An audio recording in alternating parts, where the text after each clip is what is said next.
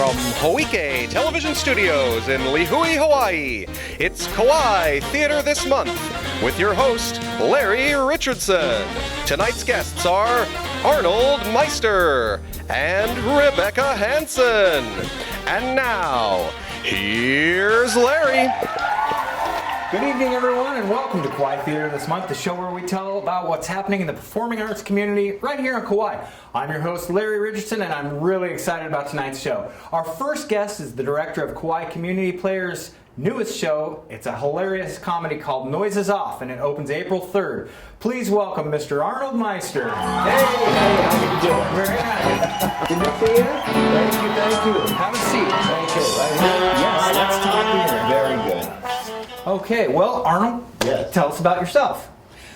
Well, I don't have anything to say except that I just really enjoy doing theater. I enjoy directing, I enjoy acting, I enjoy designing sets, I enjoy going, and that's about all I want to say. Okay, all right. Well, tell us about the show. Noises Off? Yes.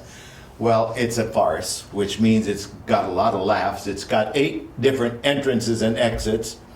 And it's the story of a bunch of second-rate actors. Yes. Whoa! Yeah, careful. Attempting to put on a play. And the first act takes place during the rehearsal of the first act of the show, which is called Nothing On. That's the name of the show there. Playing, and by the way, here's kind of the way the set's going to look. This is just a model. But they miss lines, they drop props, and there's a little intrigue going on behind stage, maybe some romances that are not the smartest thing in the world. And then in the second act, the show has been on tour for a month. People are all upset with each other. They fight, they take axes and throw things at each other. But what's interesting is the set turns around with it in full view of the audience, and we are now backstage, and the people just walk around back there, walk up here, throw stuff off of there. And then in the third act, they've been touring for 6 months, and there's so much drama going on in the show. And by the way, we turned the set back around again. So much going on personally that they go off script. They make up dialogue, so and they run in and out of the 8 doors and a window, and that's kind of what the show is about. Yeah. Well, I have to admit, I was at rehearsal last night, Yes. and I didn't realize that I was confused at the beginning about, wait, is this rehearsal, or are they running the show, or I wasn't really. So it's interesting that you said that we're seeing a rehearsal, because I was kind of in the dark about that. But tell us, what's a regular rehearsal like for this show? Well, first of all, there's a lot of movement because they run up and down the stairs on both sides of the set and in and out of the doors, so it's a very physical show. And it's 2-story. Now, in the rehearsal hall you saw last night, we were on a flat surface, so they had to come to pretend they were upstairs and downstairs. And I have to say, I have a wonderful cast, and they laugh a lot during rehearsal. Every rehearsal is just filled with laughter, even though it's a difficult show. Yeah. Very funny. Well, I have to say, this is like an all-star cast. I was just looking around at all these just phenomenally good actors I was noticing last night. And so tell us, who's in the show? Well, okay, but by the way, your other guest today is one of my actors, and a good comedic actor she is. Dottie Beckert plays a leading role, Dottie Otley. Now, keep in mind that all the actors, there are 6 actors who play their supposed selves, and then they play a character in Nothing On. So Dottie plays Dottie Otley, a great actress, and then her character is Mrs. Clackett, who talks, with this kind of accent. And then I mentioned Rebecca Hansen. She plays Poppy, the poor stage manager who is, always having problems with the director. And then Mary Ellen Kopitsky plays a woman who's very sexy, very Marilyn Monroe in her role. Claudia Cowden is in this. I've directed her before. In fact, the last couple of shows I did, Claudia had roles in them, and she plays a great actress, Belinda, and but her theatrical name is Flavia, if you can believe that. Okay. And Ross Martineau plays the director of the show, and he is a mean director. Yeah. Mean, smart-mouthed, put-down kind of director. And then Bailey Hutton, he plays Gary Lejeune, who plays Roger in the show. And as Gary Lejeune, he can't finish a sentence. He starts to talk, and then he'll change the subject, and then and you know what I mean. And at one point in the show, he has to have his shoelaces tied together, which means he has to jump around like that, up the stairs and down the stairs. I don't know how he does it. I could never do it. We have an actor I've never directed before. His name is Jared Brickey. And he's very physical. He falls down. You probably noticed that he falls down and jumps up, and very comedic. And he plays a Mid-Eastern sheik also, an emir with that costume. One of my favorite actors is Ron Wood. Yes. I've directed him in a lot of shows. He can play any role. He can play the set if he wanted to. And he plays an old, great actor named Selsdon Mowbray, but he plays a burglar in the show who breaks in through a window and plans to steal stuff. And then playing Tina Allgood, who is a stage manager, is a new actor to me. Sade Rawaran is her name. And she has to go on. When they can't find a certain actor, she has to put on his costume and go on in his place. It's very funny. I just wanted to tell you that this show is... it's performed all over the world. I think more than 100 productions in the United States last year. It won the Laurence Olivier Award for the Best Play, the London Evening Standard Award for the Best Comedy. It was nominated for a Tony Award Best Play, nominated a Drama Desk Award Best Play. So that's a little bit about the cast and the show. So it sounds like we've got in this script and this story, we've got a really proven track record of this is good theater, and then we're taking our Kauai talent and putting our Kauai sort of take on it. Would you say? I would say that, yeah. I wanted to just tell you that this is a very famous play. And the Los Angeles Times said it's a superb cast. It hits the banana peel running and never lets up. As many laughs per minute as anything you're likely to find in the theater. And the New York Times says, a joyous and loving reminder that theater really does go on, even when the show falls apart. The most dexterously realized comedy ever about putting on a comedy. A spectacular, funny, peerless backstage farce. This dizzy, well-known romp is a festival of delirium. Yeah, well, it looked like it from the rehearsal, and I have to say, I'm really excited about the show. I'm really excited to see it. And what about our viewers? What can they do to get more information about the show? Okay. I know it opens April 3rd. Yeah? Well, yes, it opens a soft opening April 2nd, and people come and see it for free, or they can make a donation. So what's the website? It's Kauai Community Players, so it's the Puhi Theatrical Here's Warehouse. my little poster. Isn't that a cutie? Yeah. And that's the part that Dottie plays. And sardines play a big role in this show. Yeah, I remember that. And it is April 3rd to April 19th.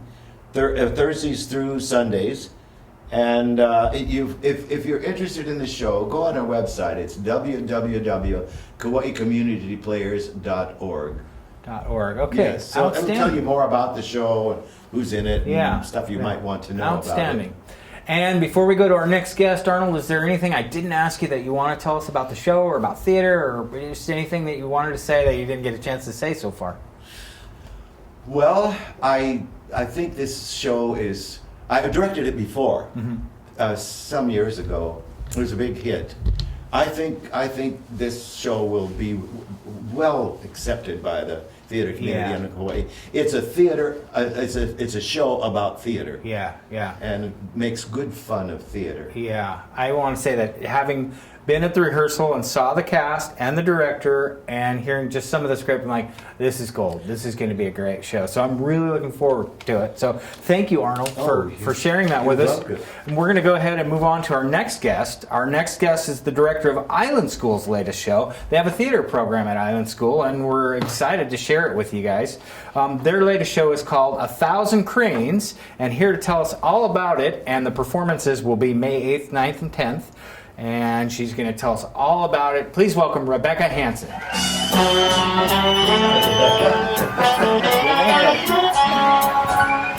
to see you too. Have a seat. All right, exciting. So, is this anything like you thought when I said we're going to do a talk show, and now here you are? And this... Well, a little bit, since I saw your first episode. Okay, I good. knew what to expect. Cool, so, cool. Outstanding. Well, first, tell us about yourself. I don't know. I do a lot of theater, and I'm a teacher, and being the theater arts teacher over at Island School, I get to do both at the same time, which is wonderful. Outstanding. Theater arts is a wonderful platform to enhance any education. It is. So I'm glad to bring it to that school and to our community. I'm going to interject something here. Sure. As long as we're talking about this wonderful woman, she directed me in a show and is a wonderful director, and I directed her in a show and she's a wonderful actress. So I can account for the validity and the talent of this lady. Yeah, well, I always tell her she's my favorite director, which is really true, you know. We don't want to come on your show all the time now. Yeah, cool. Well, we're gonna have you on a lot because we got big plans. So, what's the? It's 1,000 Cranes. It's called. It's called 1,000 Cranes by Catherine Miller Okay. Schultz. And what's the show about? So it's an adaptation of the novel Sadako and 1,000 Cranes, which is based off of the real life story of Sadako Sasaki. She was 2 years old in Hiroshima when the bomb hit, and at 12 she was diagnosed with leukemia and was told, if you fold 1,000 cranes, the gods will grant you a wish. So she started folding the cranes, unfortunately passed away. But in Hiroshima, they have a monument to her where people fold cranes and send cranes all the time. Just a big message of world peace and love and friendship and family. So one really important thing about doing this particular show and telling this story is to just continue to promote all of those wonderful things that we want. Yeah, so people send these folded cranes, they're origami cranes, and they send them from all over the world, Yep. There's also a program called the Crane Peace Project, where you can sign up and you can exchange cranes with different groups around the world. And you can write messages in the crane, just of world peace and love and harmony. And Now, did you tell me that you guys were, because I know you guys were folding cranes. Yes. So what tell me about that. Well, our goal is to fold 1,000 cranes, which is a huge undertaking. Yeah, it's a lot of cranes. It's a lot of cranes. And we want to make it a part of our set and kind of the atmosphere of the theater for when audience comes in. They're kind of brought into it. I'm hoping to do some exchange with the Crane Project so we can get other cranes from other groups and essentially bring our cranes to her monument in Japan. I know we can send them out. I was contacted by a parent who might be going there, might be able to bring them. But it's all about coordination and getting to deal with travel, which is iffy right now. So we'll see where it ends up. But we are going to fold 1,000 cranes, and they will be in the hall for our show as a part of our set. That's outstanding. It's such a good example of how we learn certain things in theater. That being one of them. I mean, in addition to all the stuff that you would learn in any play, it seems like, when you're in a play, you learn something specific to that one, and that seems like really a great combination of lessons for the kids. So, tell me, who's in the play? Well, this play is the middle school play. Island School Theater, we have a educational curriculum that we do during the day, and then we also have our shows that we do. So we have a season. And in the spring, we do our middle school show, so it's open to any middle schooler who wants to audition. I have 10 very wonderful students who joined the group, and they play several different characters, and they help each other out. Awesome. Yeah. Cool. So tell us about the rehearsal process. So we have rehearsal 4 days a week, 3 to 5 at school. So after a full day of learning, these kids come in and we work with the script. The script itself is only about 40 minutes long. So we're going to be doing some research on Sadako and the effects of the bomb in World War II, and kind of more educational, so that we're going to create a film that we're going to show the audience, and then we spend time folding our cranes. And I get them involved also with the design and all that stuff. Well, it's really an awesome play, and Raina told me a little bit about it, but I didn't know. I said, "Oh, that sounds interesting," But then when we went to rehearsal, I was like, "Wow, this is really a good project." So I'm really excited about the show. But what else could you tell? What haven't I asked you, or what do you want to share with us? I know that Island School has a thriving theater program. Yeah, so every year there is a high school show. So they usually perform in the fall, which was 12 Angry Jurors. This is my first year teaching theater at Island School. I have very big shoes to fill. Peggy Ellenberg has been phenomenal with that program over there, so I'm very humbled to take over with that department for her. So my first show there was 12 Angry Jurors, which we did in the fall, which is all high school. And then the 5th graders do a play. We just did Peter Pan, and now we're right into 1,000 Cranes.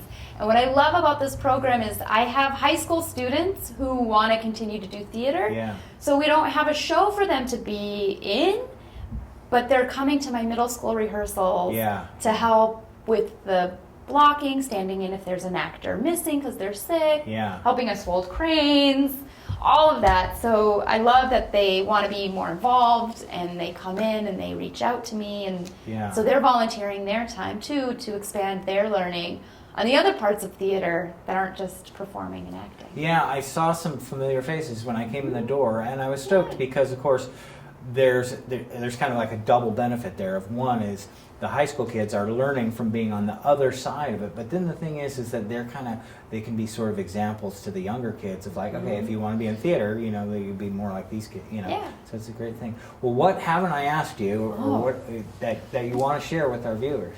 I think I don't know. I think we got all of that. Okay.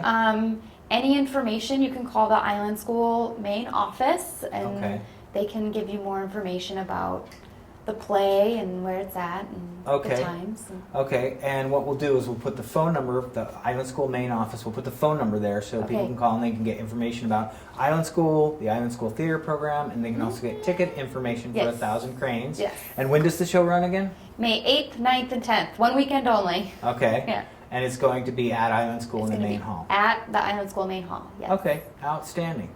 Well, heck, I think we're going to call it a show then. But let's see. Well, that's all we have for you tonight. We'd like to thank you for watching and remind you to tune in next time and look for us in the theater. Good night, everybody.